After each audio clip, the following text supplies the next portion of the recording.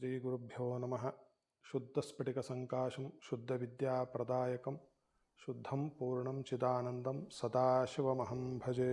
March 8ನೇ ತಾರೀಕು ಶುಕ್ರವಾರದ ದಿವಸ ಮಹಾಶಿವರಾತ್ರಿ. ಮಹಾಶಿವರಾತ್ರಿ ಅಂದರೆ ಎಲ್ಲರಿಗೂ ತಿಳಿದಿರೋ ಹಾಗೆ ಆ ಪರಮೇಶ್ವರನನ್ನು ನಾವು ಆರಾಧಿಸ್ತಕ್ಕಂತಹ, ಪೂಜೆ ಮಾಡತಕ್ಕಂತಹ, ಧ್ಯಾನ ಮಾಡತಕ್ಕಂತಹ, ಜಪ ಮಾಡತಕ್ಕಂತಹ ಒಂದು ಅದ್ಭುತವಾದ ಪರ್ವಕಾಲ. ಎಲ್ಲದಕ್ಕಿಂತ ವಿಶಿಷ್ಟವಾಗಿ ಜಾಗರಣೆಯನ್ನು ಮಾಡಬೇಕು ಅಂತಕ್ಕಂಥದ್ದು ತಲತಲಾಂತರದಿಂದ ನಡೆದುಕೊಂಡು ಬಂದಿರತಕ್ಕಂತಹ ಒಂದು ವಾಡಿಕೆ ಮತ್ತು ಒಂದು ಅಭ್ಯಾಸ, ಒಂದು ಪ್ರತೀತಿ. ಮೊಟ್ಟಮೊದಲನೇದಾಗಿ ಶಿವ ಅಂದ್ರೇನು, ಶಿವರಾತ್ರಿ ಅಂದರೆ ಏನು ಅಂತ ತಿಳಿದುಕೊಳ್ಳುವ ಒಂದು ಪ್ರಯತ್ನವನ್ನು ಮಾಡೋಣ. ಬಹಳ ಸುಲಭದಲ್ಲಿ ಹೇಳುವ ಒಂದು ಪ್ರಯತ್ನವನ್ನು ಮಾಡ್ತೇನೆ. ಬಹಳ ಪ್ರಬುದ್ಧವಾಗಿರ್ತಕ್ಕಂತಹ ಒಂದು ವಿಚಾರ, ಆದರೆ ಅದನ್ನು ಜನರ ಮಾನಸಕ್ಕೆ ತಲುಪಿಸಬೇಕು ಅಂದರೆ ಬಹಳ ಸುಲಭವಾಗಿ ಹೇಳ್ತಕ್ಕಂಥದ್ದು ಈಗಿನ ಕಾಲದ ಒಂದು ಅಭ್ಯಾಸವಾಗಿ ಬಿಟ್ಟಿದೆ. ಶಿವ ಅಂತಂದ್ರೆ ಅವನಿಗೆ ಇನ್ನೊಂದು ಹೆಸರು ಶಂಕರ ಅಂತ ಇದೆ. ಸಂಸ್ಕೃತದಲ್ಲಿ ಶಿವ ಅಂತಂದರೆ ಶುಭ ಅಂತ, ಆಸ್ಪೀಷಿಯಸ್ನೆಸ್, ಬೆನೋವೆಲೆನ್ಸ್ ಅಂತ ಏನಿದೆಯೋ ಅದಕ್ಕೆ ಹೆಸರು ಶಿವ ಅಂತ. ಶಂಕರ ಅಂದರೆ ಶಂ ಕರೋತಿ ಇತಿ ಶಂಕರ. ಶಂ ಅಂದ್ರೆ ಮತ್ತೆ ಅತ್ಯಂತ ಶುಭವನ್ನು, ಅತ್ಯಂತ ಒಳಿತನ್ನು, ನಮಗೆ ಎಲ್ಲ ಥರದ ಒಂದು ಅನುಕೂಲವನ್ನು ಮಾಡುವವನಿಗೆ ಶಂಕರ ಅಂತ ಕರೀತೀವಿ. ಅಂತಹ ಒಂದು ವಸ್ತುವಿಗೆ ರಾತ್ರಿ ಅಂದರೆ ಏನು ಅಂತಂದರೆ ಎಲ್ಲರೂ ತಿಳಿದುಕೊಂಡಿರುವಂಥ ಹಾಗೆ ಸೂರ್ಯ ಮುಳುಗಿದ ನಂತರ ಕತ್ಲಾಗೋದೇ ರಾತ್ರಿ ಅಂತ ಶಾಸ್ತ್ರದಲ್ಲಿ ಇಲ್ಲ. ರಾತ್ರಿ ಅನ್ನೋ ಪದಕ್ಕೆ ಅರ್ಥ ರಾತಿ ದಧಾತಿ ಅಭೀಷ್ಠಾನಿ ಇತಿ ರಾತ್ರಿ ಅಂತ ಹೇಳಿ ತಿಳಿದಿರೋರು ವ್ಯಾಕರಣ ತಜ್ಞರು ಹೇಳ್ತಾರೆ. ಅಂದರೆ ನಮಗೆ ಶಿವರಾತ್ರಿಯಿಂದ ಅರ್ಥ ಏನಾಯಿತು ಅಂತಂದರೆ ಶುಭವಾಗಿದ್ದನ್ನು, ಅದು ನಾವು ಏನು ಶುಭವನ್ನು ಇಚ್ಛಿಸ್ತಿದ್ದೀವೋ, ನಮಗೆ ಕಲ್ಪನೆಗೂ ಮೀರಿದ್ದು ಏನಾದರೂ ಒಳ್ಳೆಯದಿದೆಯೋ ಅದಷ್ಟನ್ನು ತಂದು ಕೊಡ್ತಕ್ಕಂತಹ ಒಂದು ಪರ್ವಕಾಲ, ಸುದಿನ ಅಂತ ಹೆಸರು ಶಿವರಾತ್ರಿ ಅಂತ.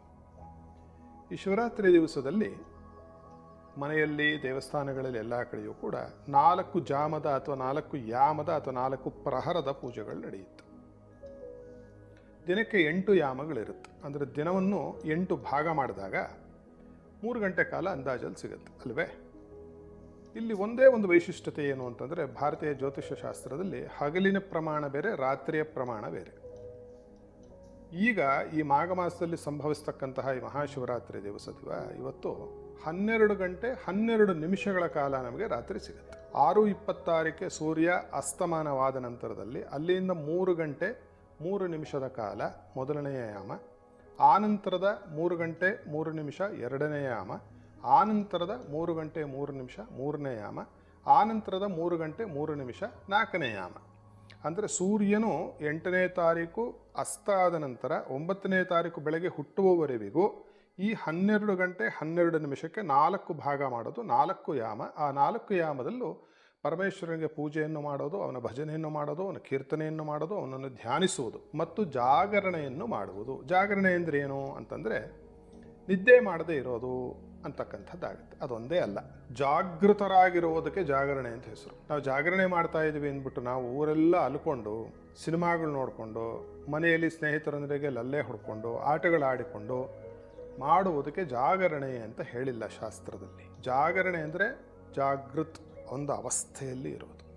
ಜಾಗೃತ ಅವಸ್ಥೆಯಲ್ಲಿರೋದು ಅಂದರೆ ಮೈ ಮೇಲೆ ನೆಟ್ಟಿಟ್ಕೊಂಡಿರೋದು ಅಂತ. ನಮ್ಮ ಮೇಲೆ ದೃಷ್ಟಿ ಇಟ್ಟುಕೊಂಡು ಪರಮೇಶ್ವರನ ಮೇಲೆ ನಾವು ಮನಸ್ಸನ್ನು ಸಂಲಗ್ನಗೊಳಿಸಿ ಇರುವುದಕ್ಕೆ ಜಾಗರಣೆ ಅಂತ ಹೆಸರು.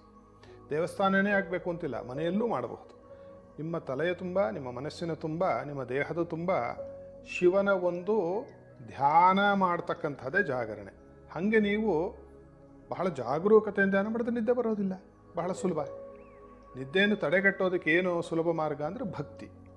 ಆ ಪರಮೇಶ್ವರ ಮೇಲೆ ಆ ಥರದ ಅಪಾರವಾದ ಭಕ್ತಿ ಶ್ರದ್ಧೆಯನ್ನು ತೋರಿಸಿ ಕನಿಷ್ಠ ಇವತ್ತೊಂದು ದಿವಸ ಆದರೂ ನೀವು ಎಚ್ಚರಿಕೆಯಿಂದ ಪರಮೇಶ್ವರ ಪ್ರಾರ್ಥನೆಯನ್ನು ಮಾಡಿ ಅಂತ ಹೇಳಿ ಹಿಂದಿನ ಮಹಾತ್ಮರು ಹೇಳ್ತಾರೆ. ಇವತ್ತಿನ ದಿವಸ ನಾವು ಏನು ಶಿವರಾತ್ರಿ, ಮಹಾಶಿವರಾತ್ರಿ, ಪ್ರತಿ ತಿಂಗಳು ಒಂದೊಂದು ಶಿವರಾತ್ರಿ ಬರುತ್ತೆ. ಸುಮಾರು ಜನರಿಗೆ ತಿಳಿದಿದೆ, ಅದಕ್ಕೆ ಮಾಸ ಶಿವರಾತ್ರಿ ಅಂತ ಹೆಸರು. ಕೃಷ್ಣ ತ್ರಯೋದಶಿ ಅಥವಾ ಕೃಷ್ಣ ಚತುರ್ದಶಿಯ ದಿವಸ ಮಾಸ ಶಿವರಾತ್ರಿ ನಮಗೆ ಒದಗುತ್ತೆ. ಅವತ್ತಿನ ದಿವಸವೂ ಜಾಗರಣೆ ಮಾಡಿ ಪೂಜೆಯನ್ನು ಮಾಡ್ತಕ್ಕಂಥದ್ದು ಹಲವಾರು ಕಡೆ ವಾದಿಕೆ ಇದೆ. ಮಾಡ್ತಕ್ಕಂತಹ ದೊಡ್ಡ ಸಾಧಕರು, ಶಿರೋಮಣಿಗಳು ನಮ್ಮ ಭಾರತ ಭೂಮಿಯಲ್ಲಿ ಇವತ್ತಿಗೂ ಕೂಡ ಇದ್ದಾರೆ. ಈ ಮಹಾಶಿವರಾತ್ರಿ ಈ 12ರಲ್ಲಿ ಅತ್ಯಂತ ನಮಗೆ ಶ್ರೇಯಸ್ಸನ್ನು, ಪ್ರೇಯಸ್ಸನ್ನು, ನಮಗೆ ಉತ್ತಮತೆಯನ್ನು, ಫಲವನ್ನು ಕೊಡುವುದಕ್ಕೆ ಇದು ಬಹಳ ಅಪಾರ ಮಹಿಮಾನ್ವಿತವಾಗಿರ್ತಕ್ಕಂತಹ ದಿನ ಅಂತ ಹೇಳುತ್ತೆ. ಏನದರ ಮಹಿಮೆ ಅಂತಕ್ಕಂಥ ನೋಡೋ ಪ್ರಯತ್ನವನ್ನು ಮಾಡೋಣ. ನಾನಾ ರೂಪಗಳ ದೇವರುಗಳ ಪೂಜೆ ನಮ್ಮ ಭಾರತೀಯ ಇತಿಹಾಸದಲ್ಲಿ, ಸಂಸ್ಕೃತಿಯಲ್ಲಿ, ಅಭ್ಯಾಸದಲ್ಲಿ ನಮಗಿದೆ. ಗಣಪತಿ ಆಗಿರಬಹುದು, ಅಮ್ಮನವರ ಆಗಿರಬಹುದು, ಮಹಾವಿಷ್ಣು ಆಗಿರಬಹುದು, ಆಂಜನೇಯ ಸ್ವಾಮಿ ಆಗಿರಬಹುದು, ಸುಬ್ರಹ್ಮಣ್ಯೇಶ್ವರ ಆಗಿರಬಹುದು, ಶಾಸ್ತಾರ ಭೈರವ ಆಗಿರಬಹುದು, ನಾಗಪ್ಪ ಆಗಿರಬಹುದು, ಸೂರ್ಯ ಆಗಿರಬಹುದು, ಪರಮೇಶ್ವರನ ಆಗಿರ್ಬೋದು. ನಾನಾ ವಿಧವಾದ ರೂಪಗಳಲ್ಲಿ, ಆಯಾಮಗಳಲ್ಲಿ, ಬಣ್ಣಗಳಲ್ಲಿ ಮತ್ತು ಸ್ವರೂಪದಲ್ಲಿ ನಾವು ಒಂದೊಂದು ದೇವರ ಒಂದು ಧ್ಯಾನವನ್ನು ನಾವು ಮಾಡ್ತಾ ಬರ್ತೇವೆ. ಬಹಳ ವೈಶಿಷ್ಟ್ಯತೆ ಇರತಕ್ಕಂಥದ್ದು ಶಿವಪೂಜೆಗೆ. ಶಿವನಿಗೆ ಸ್ವರೂಪ ಹೇಳಿಲ್ಲ ಹಿಂದಿನವರು, ಅದು ಸುಮ್ಮನೆ ಒಂದು ಲಿಂಗಾಕಾರ ಹೀಗೊಂದಿರುತ್ತೆ, ಒಂದು ರುಬ್ಬಗೊಂಡು ಥರ ಕಾಣ್ತಾನೆ ನಿಮಗೆ ನೋಡಿದರೆ. ಯಾಕೆ ಆ ರೀತಿ ಮಾಡಿದರು, ಯಾಕೆ ಆ ರೀತಿ ಇದೆ ಅಂತಂದರೆ ಅದಕ್ಕೊಂದು ಚಿಕ್ಕ ಉದಾಹರಣೆಯನ್ನು ಕೊಟ್ಬಿಡೋಣ.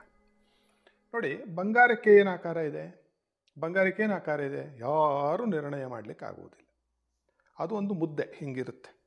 ಆದ್ದರಿಂದ ನೀವು ಒಂದು ಉಂಗುರವನ್ನು ಮಾಡಿದರೆ ರಿಂಗ್ ಮಾಡಿಕೊಂಡ್ರೆ ಅದಕ್ಕೆ ಬೆರಳಿಗೆ ಹಾಕಿಕೊಳ್ಳೋದು ಅಂತ ಯಾರಿಗೆ ಬೇಕಾದರೂ ಗೊತ್ತಾಗುತ್ತೆ. ಅದನ್ನೇ ಬಳೆ ರೀತಿಯಲ್ಲಿ ಮಾಡಿ ಹೆಂಗಸರು ಹಾಕ್ಕೊಂಡ್ರೆ ಬಳೆ, ಗಂಡಸರು ಹಾಕ್ಕೊಂಡ್ರೆ ಕಡಗ ಅಂತ ಈ ರೀತಿಯಾಗಿ ಹಾಕ್ಕೊಳ್ಳಿಕ್ಕೆ ಬರುತ್ತೆ. ಬ್ರೇಸ್ಲೆಟ್ ಹಾಕ್ಕೊಳ್ಳಿಕ್ಕೆ ಬರುತ್ತೆ. ಕುತ್ತಿಗೆಗೆ ಉದ್ದಕ್ಕೆ ಹಾಕಿಕೊಂಡ್ರೆ ಅದಕ್ಕೆ ನಾವೇನಂತೀವಿ ಸರ ಅಥವಾ ಚೈನ್ ಅಂತ ಕರಿತೀವಿ.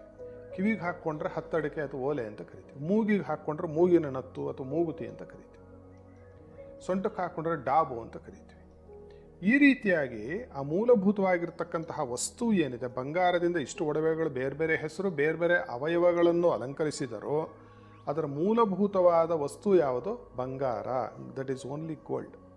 ಅದಕ್ಕೆ ಯಾರನ್ನಾದರೂ ಎಂತಹ ದೊಡ್ಡ ವಿಜ್ಞಾನಿ ನೀವು ಕೇಳಿದ್ರು, ಸೈಂಟಿಸ್ಟನ್ನು ಕೇಳಿದ್ರು, ಬಂಗಾರದ ಒಂದು ಆಕಾರ ಏನಪ್ಪ ಅಂತ ಕೇಳಿದ್ರೆ ಯಾರಿಗೂ ಹೇಳಲಿಕ್ಕೆ ಸಾಧ್ಯವಿಲ್ಲ.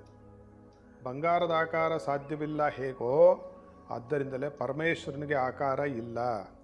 ಅವನಿಂದನೇ ಚರಾಚರ ಜಗತ್ತು ಸೃಷ್ಟಿಸಲ್ಪಟ್ಟಿದೆ, ಅವನಿಂದನೇ ಕಾಪಾಡಲ್ಪಡ್ತಿದೆ, ಅವನಿಂದನೇ ಸಂಹರಿಸಲ್ಪಡುತ್ತೆ, ಅವನಿಂದನೇ ಅನುಗ್ರಹೀತವೂ ಆಗುತ್ತೆ ಅಂತ. ಆದ್ದರಿಂದ ಲಿಂಗ ಅನ್ನುವ ಪದಕ್ಕೆ ಏನು ಮಾಡಿದ್ರು ಹಿಂದಿನವರು, ಇಡೀ ಪ್ರಪಂಚ ಎಲ್ಲಿಂದ ಬರುತ್ತೋ ವಾಪಸ್ ಎಲ್ಲಿ ಹೋಗಿ ಸೇರಿಕೊಳ್ಳುತ್ತೋ ಅದಕ್ಕೆ ಲಿಂಗ ಅಂತ ಹೆಸರು. ಅದಕ್ಕೆ ನಿರ್ದಿಷ್ಟವಾದಂತಹ ಆಕೃತಿ, ಆಕಾರ, ಬಣ್ಣ ಇಲ್ಲ. ಆದ್ದರಿಂದ ಆ ಪರಮೇಶ್ವರನನ್ನು, ಸಾಂಬ ಸದಾಶಿವನನ್ನು, ಶಿವನನ್ನು, ರುದ್ರನನ್ನು ಏನು ಮಾಡಿದ್ರು, ಲಿಂಗದೋಪಾದಿಯಲ್ಲಿಟ್ಟು ನಮಗೆ ಅನುಗ್ರಹ ಮಾಡ್ತಾರೆ ಹಿಂದಿನವರು. ಸಾಕ್ಷಾತ್ ಪರಮೇಶ್ವರ ಅನುಗ್ರಹ ಮಾಡ್ತಾರೆ. ಈ ಶಿವರಾತ್ರಿ ದಿವಸ ಶಿವಪೂಜೆಯನ್ನು ಮಾಡುವುದರಿಂದ ಅಥವಾ ಮಾಡ್ತಕ್ಕಂತಹವರಿಗೆ ಸಂಭವಿಸ್ತಕ್ಕಂತಹ ಫಲಗಳೇನು ಅಂತ ನೋಡಿದರೆ ಅಪಾರವಾಗಿರ್ತಕ್ಕಂತಹ ಫಲಗಳು, ಸಂಪತ್ತಿ ಅವರಿಗೆ ಉಂಟಾಗುತ್ತೆ. ಏನುಂಟಾಗುತ್ತೆ ಅಂದರೆ, ಭೋಗ ಅಪೇಕ್ಷೆ ಮಾಡೋರಿಗೆ ಭೋಗ, ರೋಗ ಹೋಗಬೇಕು ಅಂತ ಇರ್ತಕ್ಕಂಥವ್ರಿಗೆ ರೋಗ ಹೋಗ್ತಕ್ಕಂಥದ್ದು, ಹಣ ಬೇಕು ಅಂತಕ್ಕಂಥವ್ರಿಗೆ ಹಣ ಬರ್ತಕ್ಕಂಥದ್ದು, ಸಂತತಿ ಬೇಕು ಅಂತಕ್ಕಂಥವ್ರಿಗೆ ಸಂತತಿ ಒದಗ್ತಕ್ಕಂಥದ್ದು, ಮದುವೆ ಆಗಿಲ್ಲಪ್ಪ ಅಂದರೆ ಅವರಿಗೆ ಮದುವೆ ಆಗ್ತಕ್ಕಂಥದ್ದು, ಮೋಕ್ಷ ಬೇಕು ಅಂತಕ್ಕಂಥವ್ರಿಗೆ ಮೋಕ್ಷ ಕೊಡ್ತಕ್ಕಂಥದ್ದು. ಈ ರೀತಿಯಾಗಿ ನೀವು ಅಂದುಕೊಂಡಿದ್ದನ್ನು ಭಗವಾನ್ ಬೋಧಾಯನರು ರುದ್ರಾಭಿಷೇಕದ ಒಂದು ಘಟ್ಟದಲ್ಲಿ ಹೇಳ್ತಾರೆ. ಧನಾರ್ತಿ, ಕಾಮಾರ್ತಿ, ಮೋಕ್ಷಾರ್ತಿ ಈ ರೀತಿಗೆ ಹೇಳ್ತಾ ಉದ್ದಕ್ಕೆ ಹೇಳ್ತಾ ಸತತಂ ರುದ್ರಂ ಅಭಿಷಿಂಚನ್ ಅಂತ ಅಂತಾರೆ. ಇವಾಗ ನಾನು ಹೇಳಿದ ಹಾಗೆ ನಾನಾ ವಿಧವಾದ ದೇವತಾ ಸ್ವರೂಪವನ್ನು ನಾವು ಅನುಸಂಧಾನ ಮಾಡಿ ಪೂಜೆಯನ್ನು ಮಾಡ್ತೀವಿ. ಆದರೆ ಒಂದೊಂದು ದೇವರಿಗೆ ಒಂದೊಂದು ಬಹಳ ಪ್ರಿಯಕರವಾಗಿರ್ತಕ್ಕಂತಹ ಒಂದು ಪೂಜಾ ವಿಧಿ ಇದೆ. ಉದಾಹರಣೆಗೆ ನಾವು ನೋಡಿದರೆ, ಸೂರ್ಯ ನಮಸ್ಕಾರ ಪ್ರಿಯ, ನತಿಪ್ರಿಯೋ ಭಾಸ್ಕರ. ಅವನಿಗೆ ನಮಸ್ಕಾರ ಮಾಡಿದ್ರೆ ತೃಪ್ತಿಗೊಳ್ತಾನೆ. ಅದಕ್ಕೆ ಸೂರ್ಯ ನಮಸ್ಕಾರ ಅಂತ ಪ್ರಚಲಿತವಾಗಿರೋದು. ಇದು ಮಾಡ್ತಕ್ಕಂಥ ಸೂರ್ಯ ನಮಸ್ಕಾರ ಬೇರೆ, ಶಾಸ್ತ್ರೀಯವಾದ ಸೂರ್ಯ ನಮಸ್ಕಾರ ಬೇರೆ. ಇರಲಿ, ಅದು ಮತ್ತೊಂದು ದಿವಸ ನಾವು ಮಾತಾಡೋಣ. ಹಾಗೆಯೇ ವಿಷ್ಣು ಅಲಂಕಾರ ಪ್ರಿಯೋ ವಿಷ್ಣು. ಶ್ರೀಮನ್ ಮಹಾವಿಷ್ಣುವಿಗೆ ಅಲಂಕಾರ ಪ್ರಿಯ. ಅಲಂಕಾರ ಮಾಡಬೇಕು ನೀವು. ಬಹಳ ಒಳ್ಳೆಯ ಪಟ್ಟೆ ಪೀತಾಂಬರ ಉಡಿಸ್ತಕ್ಕಂಥದ್ದು, ವನಮಾಲೆ ಹಾಕ್ತಕ್ಕಂಥದ್ದು, ಚಿನ್ನದ ಒಡವೆ ಹಾಕ್ತಕ್ಕಂಥದ್ದು, ವಜ್ರದ ಕಿರೀಟವನ್ನು ಇಡ್ತಕ್ಕಂಥದ್ದು, ಉನಗು, ಪಚ್ಚಕರ್ಪೂರ, ಕೇಸರಿ, ಕಸ್ತೂರಿ, ಗೋರೋಜನ ಲೇಪನವನ್ನು ಮಾಡ್ತಕ್ಕಂಥದ್ದು, ವಿಧ ವಿಧವಾದ ಅಡುಗೆಗಳನ್ನು ಮಾಡಿ ಅದನಿಗೆ ನೈವೇದ್ಯವನ್ನು ಮಾಡ್ತಕ್ಕಂಥದ್ದು. ಇದು ಶ್ರೀಮನ್ ಮಹಾವಿಷ್ಣುವಿಗೆ ಅತ್ಯಂತ ಪ್ರೀತಿ ಪಾತ್ರವಾಗಿರ್ತಕ್ಕಂಥದ್ದು. ಅಮ್ಮನವರು ಸ್ತೋತ್ರ ಪ್ರಿಯರು, ಅಮ್ಮನವರನ್ನು ಸ್ತೋತ್ರ ಮಾಡಬೇಕು. ಅದೇ ಶಿವನಿಗೆ ಬಂದಾಗ ಅಭಿಷೇಕ ಪ್ರಿಯ. ಯಾರು? ಶ್ರೀಮನ್ ಪರಮೇಶ್ವರ. ಅಭಿಷೇಕಕ್ಕೆ ಅತ್ಯಂತ ಸಂತೋಷಗೊಳ್ಳತಕ್ಕಂತಹ ಒಂದೇ ದೇವರು ಅಂತಂದರೆ ಆ ಸಾಂಬ ಸದಾಶಿವ. ಏನೂ ಇಲ್ಲ, ಬರೀ ಶುದ್ಧವಾಗಿರ್ತಕ್ಕಂತಹ ಸ್ವಚ್ಛವಾಗಿರ್ತಕ್ಕಂತಹ ನೀರನ್ನು ಆತನ ಮೇಲೆ ಸುರಿದ್ರೆ ಮುಗಿದು ಹೋಯ್ತು. ಇನ್ನೇನು ಮಾಡೋ ಅವಶ್ಯಕತೆ ಇಲ್ಲ ನನಗೂ ನಿಮ್ಮ. ಅಂತಹ ಅದ್ಭುತವಾಗಿರ್ತಕ್ಕಂತಹ ದಿನಗಳಲ್ಲಿ ಇವತ್ತು ಅಂದರೆ ಈ ಶಿವರಾತ್ರಿ 8ನೇ ತಾರೀಕು ಸಂಭವಿಸ್ತಕ್ಕಂತಹ ಈ ಮಾಘ ಮಾಸದ ದಿವಸ ನಮಗೆ ಒದಗ್ತಕ್ಕಂತಹ ಶಿವರಾತ್ರಿ ಇದೆಯಲ್ಲ, ಇದು 1 ಕೋಟಿ ಫಲವನ್ನು ಕೊಡುತ್ತೆ. ಇವತ್ತಿನ ದಿವಸ ಒಂದು ರುದ್ರಾಭಿಷೇಕ ಮಾಡಿದ್ರೆ ನಿಮ್ಗೆ 1 ಕೋಟಿ ರುದ್ರಾಭಿಷೇಕ ಮಾಡಿದ ಫಲವನ್ನು ಕೊಟ್ಟು ಬಿಡ್ತಾನೆ. ಅವನ ಹೆಸರು ಬೋಳೇಶಂಕರ ಅಂತ, ಆಶುತೋಷ ಅಂತ. ನೀವು ಅಂದುಕೊಂಡ್ರೆ ನನಗೆ ಮಾಡ್ತೀನಿ ಅಂತ ಮೊದಲು ಫಲವನ್ನು ಕೊಟ್ಟು ಆನಂತರ ಪೂಜೆ ತಗೊಳ್ತಕ್ಕಂತಹ ಒಬ್ಬನೇ ಭಕ್ತ ಸುಲಭ ಅಂತಂದರೆ ಪರಮೇಶ್ವರ.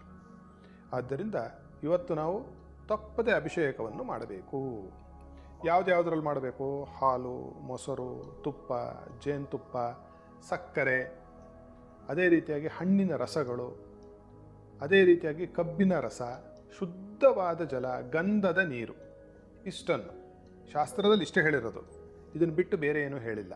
ಈಗಿನ ಕಾಲದಲ್ಲಿ ಎಲ್ಲರೂ ಯಾಕೆ ಹಾಕ್ತಾರೆ ಅಂದರೆ ತಿಳಿದಿರೋರು ಹಾಕ್ತಾ ಇರ್ಬೋದು, ನನಗೆ ಗೊತ್ತಿಲ್ಲ. ಆದರೆ ನಾನು ನೋಡಿದಂಗೆ ನನಗೆಲ್ಲೂ ಇವತ್ತರೆಗೂ ಲಭ್ಯ ಆಗಿಲ್ಲ. ಡ್ರೈ ಫ್ರೂಟ್ಗಳನ್ನು ಅಂದರೆ ಒಣ ಎಲ್ಲ ಹಣ್ಣುಗಳನ್ನು ತಂದು ಅದನ್ನು ಮಿಕ್ಸಿಯಲ್ಲಿ ಆಡಿಸಿ ದೇವ್ರಿಗೆ ಸುರಿತಕ್ಕಂಥದ್ದು, ಮಿಲ್ಕ್ ಶೇಕನ್ನು ದೇವ್ರಿಗೆ ಹಾಕ್ತಕ್ಕಂಥದ್ದು, ಇವೆಲ್ಲವೂ ಅಶಾಸ್ತ್ರೀಯವಾಗುತ್ತೆ, ಅದು ಫಲವನ್ನು ಕೊಡುವುದಿಲ್ಲ. ಇಲ್ಲಿ ಬಹಳ ಮುಖ್ಯವಾಗಿರ್ತಕ್ಕಂಥದ್ದನ್ನು ಸ್ವಲ್ಪ ನಾವು ತಿಳ್ಕೋಬೇಕಾಗಿದೆ. ಈ 4 ಯಾಮಗಳ ಪೂಜೆ ಏನು?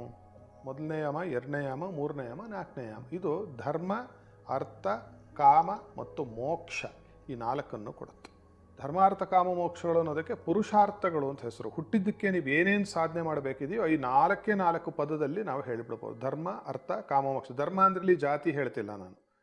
ಧರ್ಮ ಅನ್ನೋದಕ್ಕೆ ನಾನು ಹಿಂದಿನ ಸಂಚಿಕೆಗಳಲ್ಲಿ ಹೇಳಿದ್ದೇನೆ ಧರ್ಮ ಅಂದರೆ ಏನು ಅಂತ. ಅದಷ್ಟನ್ನು ಕೊಡ್ತಕ್ಕಂಥದ್ದು. ಅರ್ಥ ಅಂದರೆ ಬರೀ ಹಣ ಅಂತಲ್ಲ, ಎಲ್ಲ ರೀತಿಯ ಸುಖ ಸೌಭಾಗ್ಯ ದ್ರವ್ಯಗಳನ್ನು. ಕಾಮ ಅಂದರೆ ನೀವು ಬಳಸ್ತಾ ಇರತಕ್ಕಂತಹ ಕಾಮಪದ ಅಲ್ಲ. ಕಾಮ ಅಂದರೆ ಇಲ್ಲಿ ಏನು ಅಂದರೆ ನಮ್ಮ ಆಸೆ ಆಕಾಂಕ್ಷೆಗಳು ಇಷ್ಟಕ್ಕೂ ಸೇರಿ ಅದು ಅನುಭವಕ್ಕೆ ನಮಗೆ ಬರಬೇಕಲ್ಲ. ನಾವು ಸಂಪಾದನೆ ಮಾಡಿದಂಥ ದ್ರವ್ಯ ಅರ್ಥ, ಹಣ, ಅದರ ಒಂದು ತೃಪ್ತಿ ಪಡಿತಕ್ಕಂತಹ, ನಮಗೆ ನೆಮ್ಮದಿ ಕೊಡತಕ್ಕಂತಹ, ನಮಗೆ ಸುಖದ ಅನುಭೂತಿಯನ್ನು ಕೊಡೋದಕ್ಕೆ ಕಾಮ ಅಂತ ಹೆಸರು. ಅದು ನಮಗೆ ಪ್ರಾಪ್ತವಾಗುತ್ತೆ. ಕೊನೆಯದಾಗಿ ಮೋಕ್ಷ, ನಮಗೆ ದೇಹದ ಅವಸಾನಾನಂತರದಲ್ಲಿ ನಮಗೆ ಆ ಪರಮೇಶ್ವರನ ಒಂದು ಧಾಮವನ್ನು ಸೇರಿಕೊಳ್ತಕ್ಕಂತಹ ಒಂದು ಅತ್ಯದ್ಭುತವಾದ ಫಲ ಸಂಚಯವು ನಮಗೆ ಇವತ್ತಿನ ನಾವು ಪ್ರತಿ ಶಿವರಾತ್ರಿಯಲ್ಲೂ ಈ ಶಿವರಾತ್ರಿಯಲ್ಲೂ ನಮಗೆ ದಕ್ಕುತ್ತೆ. ಇಲ್ಲಿ ಕೆಲವು ಬಹಳ ಕೊಂಕು ನುಡಿಗಳನ್ನು ನೀವು ಇತ್ತೀಚಿನ ದಿನಗಳಲ್ಲಿ ನೀವು ಸೋಷಿಯಲ್ ಮೀಡಿಯಾದಲ್ಲಿ ನೋಡಿರ್ತೀರಿ, ಸಾಮಾಜಿಕ ಜಾಲತಾಣಗಳಲ್ಲಿ. ಏನು ದೇವ್ರಿಗೆ ಹಾಲು ಏನಕ್ಕೆ ಹಾಕಬೇಕು, ಮೊಸರು ಏನಕ್ಕೆ ಹಾಕಬೇಕು, ತುಪ್ಪ ಏನಕ್ಕೆ ಹಾಕಬೇಕು ಅಂತಕ್ಕಂಥದ್ದು ಬಹಳ ಸುಲಭವಾಗಿ ಹೇಳ್ತೀನಿ. ಅದನ್ನು ಶಾಸ್ತ್ರದ ಆಧಾರ ಇಟ್ಟುಕೊಂಡು ನಮ್ಮ ಕಪೋಲ ಕಲ್ಪಿತವಾಗಿ ನನಗೆ ಅನಿಸಿದ್ದನ್ನೆಲ್ಲ ನಾನು ಹೇಳಬಾರ್ದು, ನೀವು ಕೇಳಬಾರ್ದು, ಜಾಗರೂಕರಾಗಿರ್ಬೇಕು ನೀವು ಕೂಡ. ಇದಕ್ಕೆ ಎಲ್ಲಿದೆ ರೀ ಆಧಾರ ಅಂತ ಕೇಳ್ತಕ್ಕಂತಹ ಒಂದು ಬೌದ್ಧಿಕವಾಗಿ ನಾವೆಲ್ಲರೂ ಬೆಳೆಯಬೇಕಾಗಿದೆ ಈಗಿನ ಕಾಲಘಟ್ಟ. ಇಲ್ಲ ಅಂತಂದರೆ ಏನಾಗಿದೆ ಅಂತಂದರೆ ಎಲ್ಲರೂ ಕೂಡ ಇದ್ರ ಬಗ್ಗೆ ವ್ಯಾಖ್ಯಾನ ಮಾಡ್ತಕ್ಕಂಥವರೇ ಆಗಿಬಿಟ್ಟಿದ್ದಾರೆ. ಶಾಸ್ತ್ರೀಯವಾಗಿರ್ತಕ್ಕಂಥ ವಿಚಾರವನ್ನು ನಾವು ಮಂಡಿಸಬೇಕು. ಶಾಸ್ತ್ರೀಯವಾದದ್ದನ್ನು ಮಾತ್ರ ಮಾಡಿದರೆ ಫಲ, ಅದು ರೂಲ್, ಅದು ರೂಲ್. ಆ ಪ್ರಕಾರ ಮಾಡಿದ್ರೆ ನಿಮಗೆ ಫಲ. ನಾನು ಇಷ್ಟ ಬಂದಂಗೆ ಮಾಡ್ತೀನಿ ಅಂತಂದರೆ ಅದು ಕಷ್ಟ ಬಂದಂಗೆ ಫಲ ಕೊಡ್ತಾ ಹೋಗ್ಬಿಡುತ್ತೆ, ನನಗೆ ಇಷ್ಟ ಬಂದಂಗೆ ಫಲ ಕೊಟ್ಟುಬಿಡುತ್ತೆ. ಈ ಹಾಲು, ಮೊಸರು, ತುಪ್ಪ, ಜೇನುತುಪ್ಪ ಇವೆಲ್ಲ ಇದೆಯಲ್ಲ, ಇದು ಯಾವುದೇ ಒಂದು ಶಿವಲಿಂಗದ ಕಲ್ಲನ್ನು ಚೆನ್ನಾಗಿಡೋದಕ್ಕೆ ಅಂತ ಅಲ್ಲ, ಅದು ಮುರಿದೆ ಒಡೆದೋಗದೆ ಇರಲಿ ಅನ್ನೋದಕ್ಕಲ್ಲ. ಅದು ಬಹಳ ಬಹಳ ಬಹಳ ಬಹಳ ಬಹಳ ಬಹಳ ಬಹಳ ಕೆಳಮಟ್ಟದ ಅರ್ಥ. ಅದನ್ನು ಶಾಸ್ತ್ರದಲ್ಲಿ ಎಲ್ಲೂ ಉಲ್ಲೇಖ ಮಾಡಿಲ್ಲ. ಅದು ಹಾಕ್ತಕ್ಕಂಥದ್ರಿಂದ ಅದು ಬಹಳ ನಮಗೆ ನಷ್ಟವಾಗುತ್ತೆ ಅಂತಕ್ಕಂಥದ್ದು ಬಹಳ ದೊಡ್ಡ ಒಂದು ತಪ್ಪು. ಈ ಹಾಲು, ಮೊಸರು, ತುಪ್ಪ, ಜೇನುತುಪ್ಪ ಮತ್ತು ಫಲೋದಕ ಅಂತ ಹೇಳ್ತೀವಿ, ಅಂದರೆ ಎಳೆನೀರು, ಇವು 5ಕ್ಕೆ ಪಂಚಾಮೃತ ಅಂತ ಹೆಸರು. ಇವು 5ಕ್ಕೆ ಅದು ಸಕ್ಕರೆ ಅಂತ ನಾವು ತೆಗೆದುಕೊಳ್ಳಬಹುದು. ಸಕ್ಕರೆ ಅಂದರೆ ಈ ಬಿಳಿ ಸಕ್ಕರೆ ಅಲ್ಲ, ಅದು ಹಿಂದಿನ ಕಾಲದಲ್ಲಿರ್ತಕ್ಕಂತಹ ಕಲ್ಲು ಸಕ್ಕರೆಯೋ ಅಥವಾ ಪಟಕಾರದ ಸಕ್ಕರೆ ಅಂತ ಕರೀತಿದ್ರು, ಅದು ಅಂತ ಹೇಳಿ. ಇವಾಗ ಯಾರು ಲಭ್ಯವಿಲ್ಲದೆ ಇರೋದು ಈ ಸಕ್ಕರೆನೇ ಹಾಕಿಕೊಂಡು ನಡೀತಿದೆ. ಇರಲಿ, ಇವು 5ನ್ನು ಸಮರ್ಪಣೆ ಮಾಡುವುದರ ಹಿಂದೆ ಇರತಕ್ಕಂತಹ ನಿಜವಾದರ ಒಂದು ತರ್ಕ ಅಥವಾ ಲಾಜಿಕ್ ಆದರೆ ಏನು ಅನ್ನೋದು ಇವತ್ತಿನ ದಿವಸ ನಾನು ನಿಮಗೆ ತಿಳಿಸ್ತೀನಿ. ಪರಮೇಶ್ವರನಿಗೆ 5 ಮುಖಗಳಿರುತ್ತೆ, ಲಿಂಗಕ್ಕೂ 5 ಮುಖ ಇರುತ್ತೆ. ಎಲ್ಲಿ ನೋಡಿದ್ರೂ ಅದು ಮುಖವೇ, ಎಲ್ಲಿ ನೋಡಿದ್ರೂ ಕಿವಿನೇ, ಎಲ್ಲಿ ನೋಡಿದ್ರೂ ಕಣ್ಣೇ ತಾನೆ. ಅದೊಂದು ಗುಂಡು ಕಲ್ಲಿನ ಉಪಾಧಿಯಲ್ಲಿರೋದು, ಮುಂದೆ ಯಾವುದು ಹಿಂದೆ ಯಾವುದು ಎಲ್ಲ ಒಂದೇನೆ. ಆದರೆ ಶಾಸ್ತ್ರದಲ್ಲಿ, ವೇದದಲ್ಲಿ, ಆಗಮಗಳಲ್ಲಿ, ತಂತ್ರಗಳಲ್ಲಿ, ಪುರಾಣಗಳಲ್ಲಿ, ಇತಿಹಾಸದಲ್ಲಿ, ಅನುಭವದಲ್ಲಿ ನಾವು ನೋಡಿದಾಗ ಪರಮೇಶ್ವರನಿಗೆ 5 ಮುಖಗಳಿರುತ್ತೆ. ಯಾವ 5 ಮುಖಗಳು ಅಂತಂದರೆ ಸದ್ಯೋಜಾತ, ವಾಮದೇವ, ಅಘೋರ, ತತ್ಪುರುಷ ಮತ್ತು ಈಶಾನ ಅಂತಕ್ಕಂತಹ 5 ಮುಖಗಳು ಇರುತ್ತೆ. ಅದಕ್ಕೆ ಧ್ಯಾನ ಶ್ಲೋಕ ಪರಮಾದ್ಭುತವಾಗಿ ಬರೀತಾರೆ. ಶಾಂತಂ ಪದ್ಮಾಸನಸ್ಥಂ ಶಶಿಧರ ಮಕುಟಂ ಪಂಚವಕ್ತ್ರಂ ತ್ರಿನೇತ್ರಂ. 5 ಆತನಿಗೆ ಮುಖಗಳಿದೆ, 5 ತಲೆಗಳಿವೆ, ಒಂದೊಂದಕ್ಕೂ 3 ಕಣ್ಣಿದೆ ಅಂತ ಹೇಳ್ತಾರೆ. 10 ಕೈ ಇರುತ್ತೆ. ಈ ಥರದ ಪರಮೇಶ್ವರನ ಒಂದು ಧ್ಯಾನ ಶ್ಲೋಕ ಹೇಳುತ್ತೆ. ಯಾವುದು? ಶಾಸ್ತ್ರಗಳು. ಇವು 5 ಮುಖಗಳು ಏನನ್ನು ಸೂಚಿಸ್ತಾ ಇದೆ ಅಂತ ನಾವು ನೋಡಿದರೆ, ಭೂಮಿ, ನೀರು, ಬೆಂಕಿ, ಗಾಳಿ ಮತ್ತು ಆಕಾಶ, ಇದು ಪಂಚಭೂತಗಳು ಅಂತ ಹೆಸರು. ಅದೇ ರೀತಿಯಾಗಿ ಶಬ್ದ, ಸ್ಪರ್ಶ, ರೂಪ, ರಸ, ಗಂಧ, ಇದಕ್ಕೆ ಪಂಚ ತನ್ಮಾತ್ರೆಗಳು ಅಂತ ಹೆಸರು. ಅದೇ ರೀತಿಯಾಗಿ ವಾಕ್, ಪಾಣಿ, ಪಾದ, ಪಾಯು, ಉಪಸ್ಥ. ವಾಕ್ ಅಂದ್ರೆ ಮಾತು, ಪಾಣಿ ಅಂದರೆ ಕೈ, ಪಾದ ಅಂದರೆ ಕಾಲು. ವಾಕ್, ಪಾಣಿ, ಪಾದ, ಪಾಯು ಅಂತಂದರೆ ವಿಸರ್ಜನಾಂಗ, ಮತ್ತು ಉಪಸ್ಥ ಅಂತಂದರೆ ಜನನೇಂದ್ರಿಯಗಳು. ಇವು 5. ಅದೇ ರೀತಿಯಾಗಿ ಶ್ರೋತ್ರ, ತ್ವಕ್, ನಯನ, ಜಿಹ್ವ, ಘ್ರಾಣ. ಶ್ರೋತ್ರ ಅಂದ್ರೆ ಕಿವಿ, ತ್ವಕ್ ಅಂದರೆ ಚರ್ಮ, ನಯನ ಅಂದರೆ ಕಣ್ಣು, ಜಿಹ್ವ ಅಂದರೆ ನಾಲಿಗೆ, ಘ್ರಾಣ ಅಂದರೆ ಮೂಗು. ಇವು 5. ಎಷ್ಟಾಯ್ತು ಇಲ್ಲಿಗೆ? ನಾವು ಹೇಳ್ದಂಗೆ ಇಲ್ಲಿ 20 ಆಯಿತು. ಅದರ ಜೊತೆಗೆ ಮನೋ, ಬುದ್ಧಿ, ಅಹಂಕಾರ, ಚಿತ್ತ, ಈ 4. ಈ 5ನೇದು ಇದೆಯಲ್ಲ, 25ನೇದು, ಅದಕ್ಕೆ ಪರಮೇಶ್ವರ ತತ್ವ, ಪುರುಷ ತತ್ವ ಅಂತ ಕರೀತಾರೆ, ಅಥವಾ ಜೀವತತ್ವ ಅಂತ ಕೂಡ ಕರೀತಕ್ಕಂತಹ ವಾಡಿಕೆ ಉಂಟು. ಇವು 5ರ ಒಂದೊಂದು ಮುಖದಲ್ಲೂ ಈ 5 ಇರುತ್ತೆ ನಾನು ಹೇಳಿದ್ದಂಥದ್ರಲ್ಲಿ. ಅದರ ಹೇಳತಕ್ಕಂತಹ ಒಂದು ಕಾಲಾವಕಾಶವೂ ಇಲ್ಲ. ನೀವೇನಾದರೂ ನೋಡ್ತಕ್ಕಂತಹ ವೀಕ್ಷಕರು ಇದರ ಬಗ್ಗೆ ತಿಳಿಸಿಕೊಡಿ ಅಂತ ಹೇಳಿದರೆ ಮುಂದಿನ ಸಂಚಿಕೆಯಲ್ಲಿ ಅದರ ಬಗ್ಗೆ ನಾನು ಬಹಳ ಸ್ಪಷ್ಟವಾಗಿ, ಬಹಳ ಬಿಡಿಸಿ ಹೇಳ್ತಕ್ಕಂತಹ ಒಂದು ಕಾರ್ಯಕ್ರಮವನ್ನು ಮಾಡೋಣ. ಈಗ ಸದ್ಯಕ್ಕೆ ಎಷ್ಟು ಸಾಕು. ಈ ಸದ್ಯೋಜಾತಾದಿ 5 ಮುಖಗಳಿಗೆ ಸಂಬಂಧಪಟ್ಟಿರ್ತಕ್ಕಂತಹ ಈ 5 ದ್ರವ್ಯಗಳು ಯಾವುದೋ ಪಂಚಾಮೃತ, ದೇವರಿಗೆ ನೀವು ಅಭಿಷೇಕ ಮಾಡ್ತಕ್ಕಂಥದ್ದು.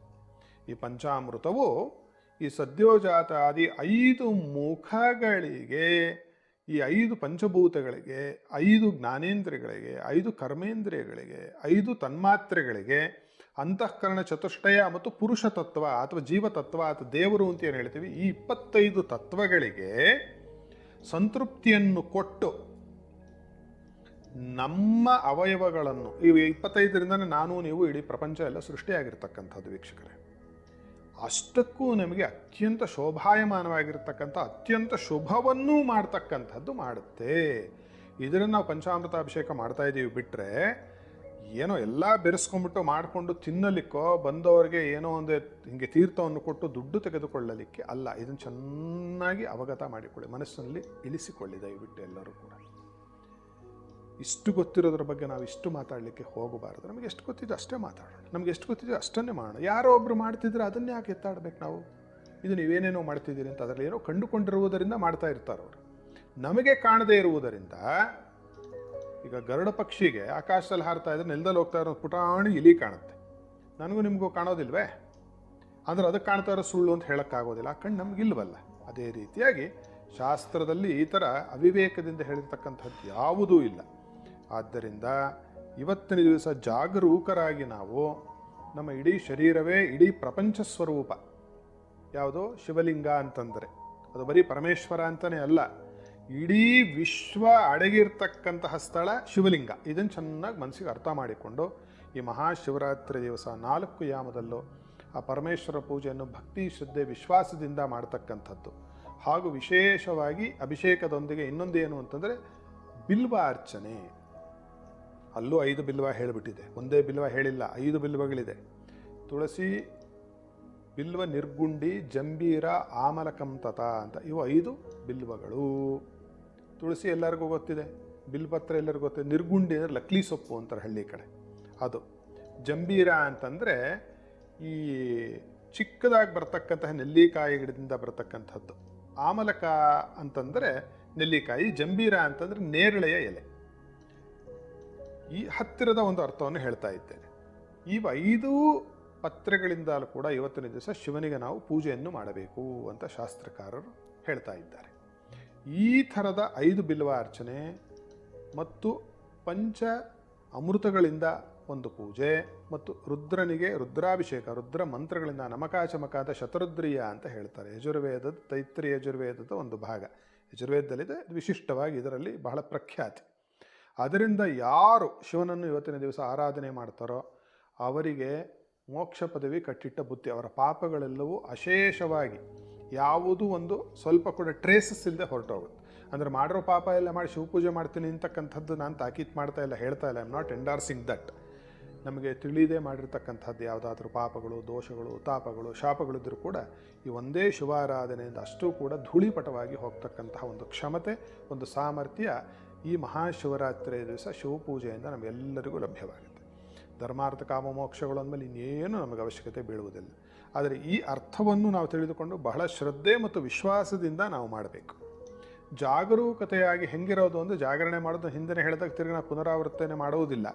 ಆ ಥರ ಮಾಡದೆ ಶಿವನ ಧ್ಯಾನದಲ್ಲೇ ಜಪದಲ್ಲೇ ಬಹಳ ನಾವು ಮನಸ್ಸನ್ನು ಸಂಲಗ್ನಗೊಳಿಸಿ ಮಾಡ್ತಾ ಇದ್ದರೆ ಅದು ಬಹಳ ಶ್ರೇಯೋದಾಯಕವಾಗಿ ನಮಗೆ ಇಹದಲ್ಲೂ ನಮಗೆ ಭೋಗ, ಪರದಲ್ಲಿ ನಮಗೆ ಮುಕ್ತಿ ಸಿಗೋದರಲ್ಲಿ ಯಾವುದೇ ಸಂಶಯ ಇಲ್ಲ. ಆದ್ದರಿಂದ ನಾವೆಲ್ಲರೂ ಇವತ್ತಿನ ಈ ಶಿವರಾತ್ರಿ ದಿವಸ ಶಿವನ ಆರಾಧನೆಯನ್ನು ಈ ರೀತಿಯಾಗಿ ಮಾಡೋಣ. ಈ ರೀತಿಯಾಗಿ ತತ್ವವನ್ನು ತಿಳಿದುಕೊಳ್ಳೋದು ಮಾಡೋಣ. ನಾನು ಮೊದಲೇ ಹೇಳಿದಾಗ ಮತ್ತೊಮ್ಮೆ ಹೇಳ್ತಾ ಇದ್ದೇನೆ, ಇದರ ಬಗ್ಗೆ ಇನ್ನಷ್ಟು ತಿಳಿದುಕೊಳ್ಳಬೇಕು ಅಂತಂದರೆ ನೀವು ನಮಗೆ ತಿಳಿಸಬೇಕು. ಗುರುಗಳೇ ಇದರ ಬಗ್ಗೆ ನೀವು ಹೇಳಿ ಅಂತ ಹೇಳಿದರೆ, ಈ ರುದ್ರನಿಗೂ ಯೋಗಾಭ್ಯಾಸಕ್ಕೋ ಪಂಚಾಮೃತಕ್ಕೋ ಪಂಚಗವ್ಯಕ್ಕೋ ಏನು ಸಂಬಂಧ, ಯಾಕೆ ಮಾಡ್ತಿದ್ದೀವಿ ನಾವು, ಗುಂಡುಕಲ್ಲನ್ನು ದೇವರು ಅಂತ ನಾವು ಯಾಕೆ ಪೂಜೆ ಮಾಡ್ತಾ ಇದ್ದೀವಿ ಅಂತಕ್ಕಂತಹ ವಿಚಾರಗಳನ್ನು ಸಾಕಷ್ಟು ಹೇಳ್ತಕ್ಕಂಥದ್ದಕ್ಕೆ ಬೇಕಾದಷ್ಟು ಶಾಸ್ತ್ರದ ಪುರಾವೆಗಳು ಮತ್ತು ಅನುಭವಗಳು ಕೂಡ ನಮ್ಮಲ್ಲಿ ಇದೆ, ನಮ್ಮ ಗುರುಗಳ ವರಪ್ರಸಾದದಿಂದ. ಆದ್ದರಿಂದ ನಿಮಗೆ ತಿಳಿದುಕೊಳ್ಳಬೇಕು ಅಂತಿದ್ದರೆ ಮಾತ್ರ ಅದನ್ನು ಹೇಳಬೇಕು. ಯಾಕೆಂದರೆ ಕೇಳದೇ ಇರೋರಿಗೆಲ್ಲ ಹೇಳಬಾರ್ದು. ಇದನ್ನು ಯಾಕೆ ಹೇಳ್ತಾ ಇರೋದು ಅಂತಂದರೆ, ನಮ್ಮ ಸಂಸ್ಕೃತಿ ನಲುಗಿ ಹೋಗ್ತಾ ಇದೆ ನಮ್ಮವರಿಂದ. ಬೇರೆಯವರಿಂದ ನಾನು ಅದನ್ನು ಆಗ್ತಾ ಇದೆ ಅಂತಂದರೆ ಒಪ್ಪೋದೇ ಇಲ್ಲ. ಅವರು ಹೊರಗಿನವರೇ ಅಲ್ವೇ. ನಮ್ಮ ಭಾರತೀಯ ಸನಾತನ ಧರ್ಮ, ನಾವು ಹೈಂದವೀಯ ಸಂಸ್ಕೃತಿಯವರು, ನಾವು ನಮ್ಮ ವಿಚಾರಗಳ ಧಾರೆಯ ಬಗ್ಗೆ, ನಮ್ಮತನದ ಬಗ್ಗೆ ನಾವು ನಮಗೆ ಕಾಲಿಗೆ ನಾವು ಕೊಡ್ಲಿ ಹಾಕ್ಕೋತಾ ಇದ್ದೀವಿ. ಆದ್ದರಿಂದ ಇದನ್ನು ನಾವು ಹೇಳ್ತಾ ಇದ್ದೇವೆ, ನಾವು ಇದನ್ನು ಮಾಡ್ತಕ್ಕಂಥದ್ದು ಸರಿ ಇದೆ, ಬಹಳ ಇದು ಸೈಂಟಿಫಿಕ್ ಆಗಿದೆ, ವೈಜ್ಞಾನಿಕವಾಗಿದೆ, ಶಾಸ್ತ್ರಬದ್ಧವಾಗಿದೆ, ಅನುಭವ ಪುರಸ್ಸರವಾಗಿದೆ ಅಂತ. ಆದ್ದರಿಂದ ಎಲ್ಲರೂ ಕೂಡ ಭಯ, ಭಕ್ತಿ, ಶ್ರದ್ಧೆ, ವಿಶ್ವಾಸದಿಂದ ನಾವು ಈ ಮಹಾಶಿವರಾತ್ರಿಯನ್ನು ಆಚರಿಸಿ ಆ ಪರಮೇಶ್ವರನ ಕೃಪಾಕಟಾಕ್ಷಕ್ಕೆ ಪಾತ್ರರಾಗೋಣ ಅಂತ ಹೇಳ್ತಾ ಇಲ್ಲಿಗೆ ಸಂಚಿಕೆಯನ್ನು ಮುಗಿಸೋಣ. ಸರ್ವೇ ಜನಃ ಸುಖಿನೋ ಭವಂತು. ಹರ ನಮಃ ಪಾರ್ವತೀಪತಯೇ. ಹರ ಹರ ಮಹಾದೇವ.